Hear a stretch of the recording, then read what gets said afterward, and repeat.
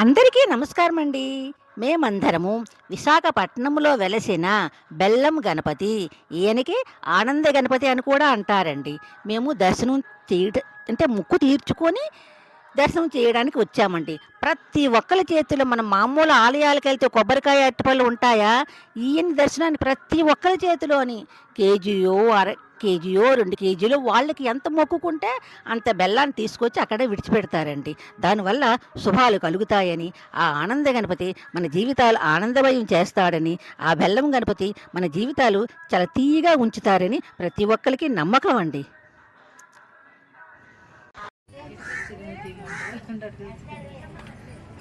69 470 అంటే 70.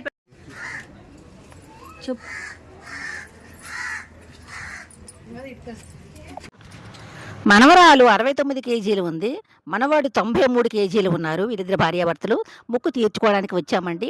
మొత్తంగా 170 కేజీలు బెల్లం తీసుకొని స్వామికి బెల్లం గణపతి సమర్పించాలని మా మొక్కు తీర్చుకోవడానికి ఈ విధంగా వచ్చామండి.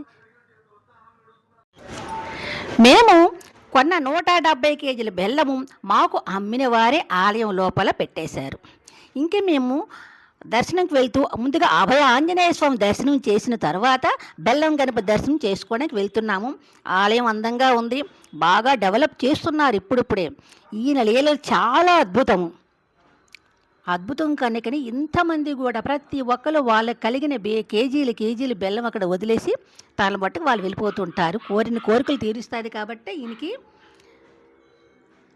ఇంత ప్రాచుర్యము, ఇంతగా అభివృద్ధి చెందారు అంటే ఈయన ఉండే ప్రదేశము, ఈయన అక్కడ ఎందుకు వెలిశారు, ఆ పేరు ఎందుకు వచ్చిందో నేను తర్వాత వీడియోలో పెడతాను, ఆదరించండి.